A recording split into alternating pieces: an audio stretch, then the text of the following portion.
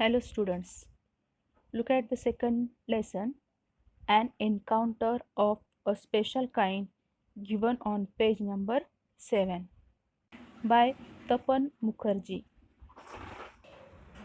An encounter म्हणजे चकमक आणि स्पेशल काइंडचा अर्थ आपण इथे विशिष्ट असं न घेता अविस्मरणीय असा घ्यायचा आहे. म्हणजे एक अविस्मरणीय चकमक. This lesson is a story written by Tapan Mukherjee about a boy who rescued a baby langur attacked by a dominant male langur with intent to kill it. The story depicts a bond of trust between man and animal. म्हणजे ही कथा तपन मुखर्जी जेव्हा लहान होते तेव्हा त्यांनी एका वानरच्या पिल्ल्याची मोठ्या वर्चस्व गाजवणाऱ्या नर वानर की ज्याचा हेतू त्याला ठार मारणे होता त्याच्या हल्ल्यापासून कसे वाचवले याबाबत आहे. ही कथा मानव व प्राणी यांच्यातील विश्वासाचे दर्शन घडवते. Now look at this picture. What do you see in this picture? A small girl carrying a puppy in a large round tub. How much water is there in the river? In the river, the water is up to the neck of the little girl. What do you think the girl is trying here? Here, the girl is trying to save the small dog or a puppy. Now, look at the questions given in warming up or chit chat. Question number 1. What do you see in the picture? I see a small girl is carrying a puppy in a large round tub. Question number 2. What do you think the girl is trying to do and why? The girl is trying to rescue the puppy from drowning in the river because she wanted to save the life.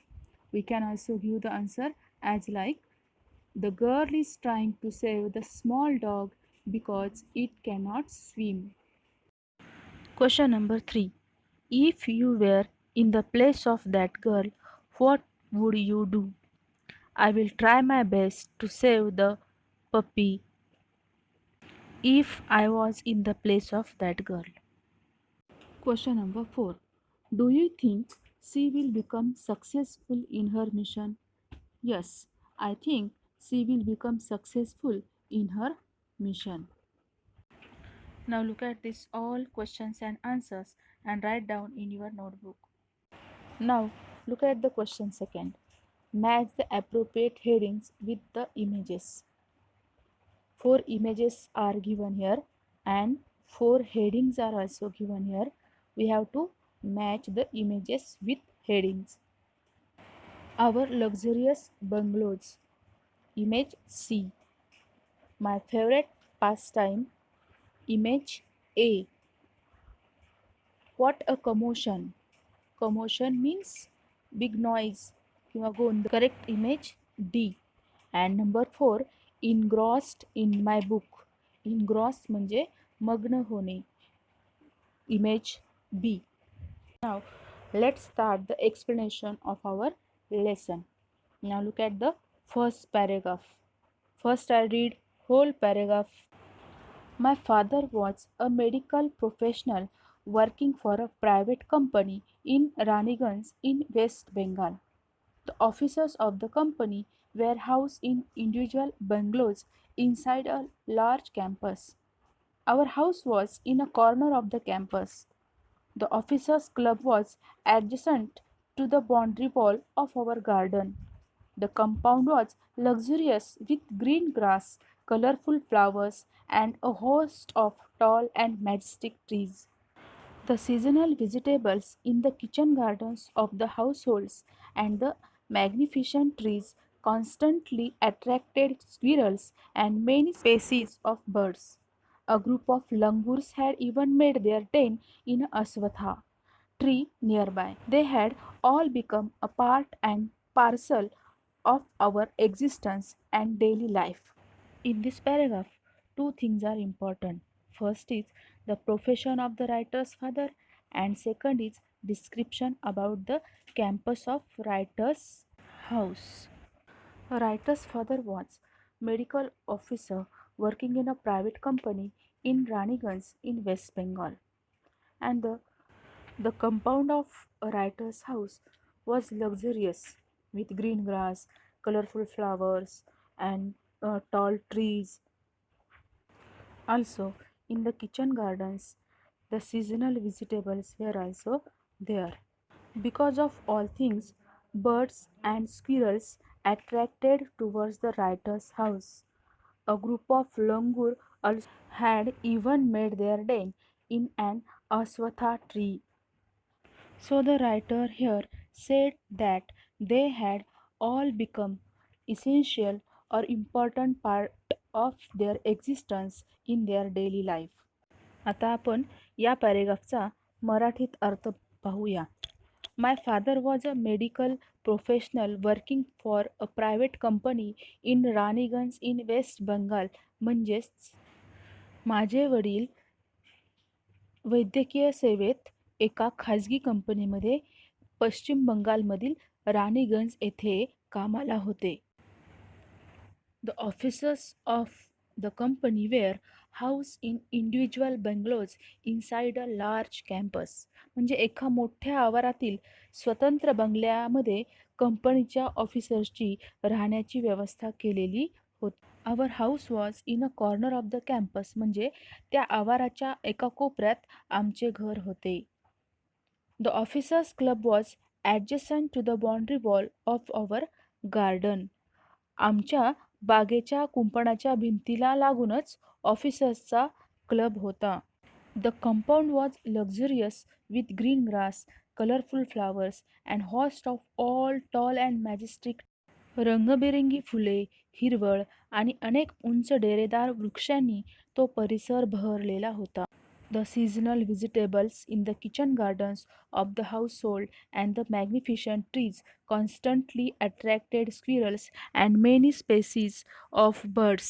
A group of langurs had even made their den in an aswatha tree nearby. किचनच्या गार्डनमध्ये लावलेल्या मोसमी भाज्या आणि बहारदार झाडामुळे अनेक प्रकारचे पक्षी व खारी तेथे कायम आकर्षित होत असत. अ ग्रुप ऑफ लंगूर म्हणजे वानराची एक टोळी. Had even made their den in an ashwattha tree. Ashwattha tree म्हणजे पिंपळाचे झाड. म्हणजेच रायटरच्या घराच्या जवळ असलेल्या पिंपळाच्या झाडावर एक वानराच्या एका टोळीने मुक्काम थाटला होता. ते सर्वजण त्यांच्या अस्तित्वाचा आणि दैनंदिन जीवनाचा एक महत्त्वपूर्ण घटकच बनले होते. Now look at the margin question.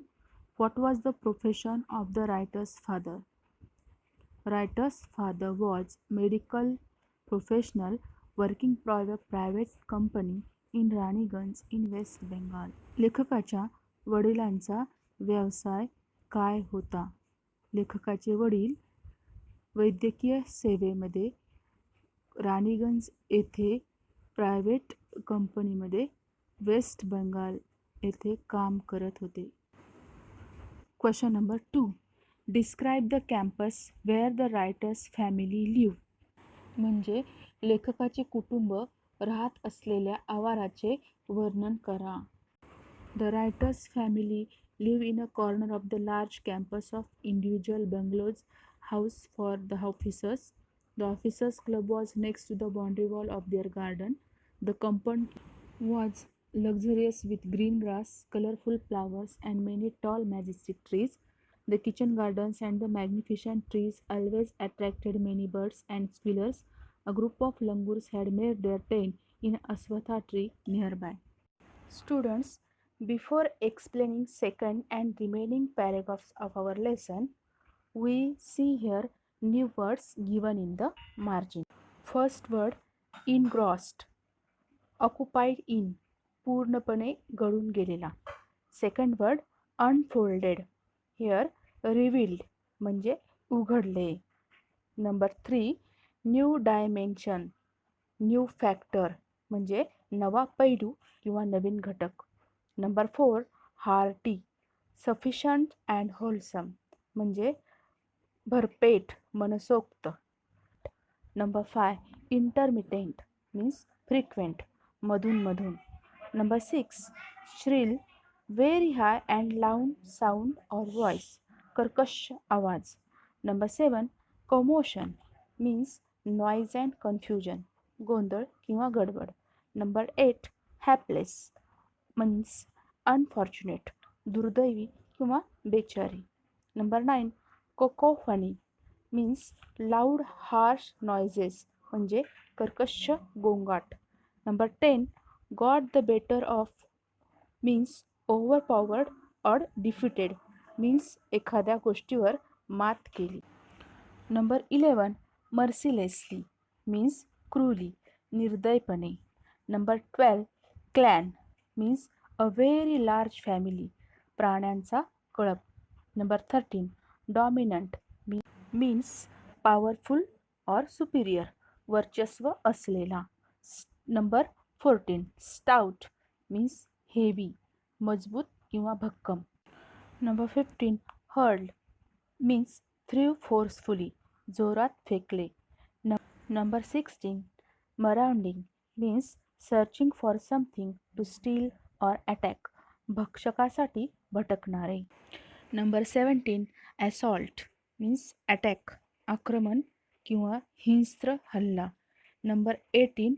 Listless means without any energy, म्हणजेच गलित गात्र. Number 19.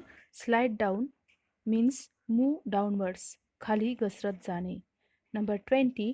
Manifold means more and more, अनेक पटीने. Number 21. Prospect means future benefit, भविष्यातील अपेक्षा. Number 22. Inert means powerless or motionless, Nishchal. Number 23. Coop, cage for poultry, म्हणजे खुराडे. Number 24. Oozing means overflowing, म्हणजे ओघळत जाणे किंवा पाझरणे. Number 25. Muffled means suppressed sound, म्हणजे दबलेला आवाज. Stirred म्हणजे मूव, हलवणे. Number 27. Trauma means great distress, मनाला झालेला जबरदस्त आघात. Number 28. Descended, move downwards means खाली उतरली. Number 29. Cuddled means held closely, खुशीत घेतले. Number 30. Solace means comfort and peace, आराम किंवा निश्चिंती. Number 31. Ponder, think over deeply, विचार करत. 32. Stricken means to be hit hard, म्हणजे पिडलेला. 33. Universal means existing everywhere or involving everywhere, वैश्विक. Number 34. Vicious means evil, wicked, म्हणजे दुष्ट. 35. Hums into action means becomes active, बोलके होते. 36. Compassion means sympathy and kindness, कणव किंवा दया, अनुकंपा. विद्यार्थ्यांनो, वरील सर्व शब्द तुम्ही तुमच्या वहीत लिहून ठेवायचे आहेत. मी जेव्हा पॅरेग्राफ एक्सप्लेनेशन देईल तेव्हा परत ते अर्थ सांगणार आहे. Write down all these new words and their meanings in simple English as well as in Marathi in your notebook.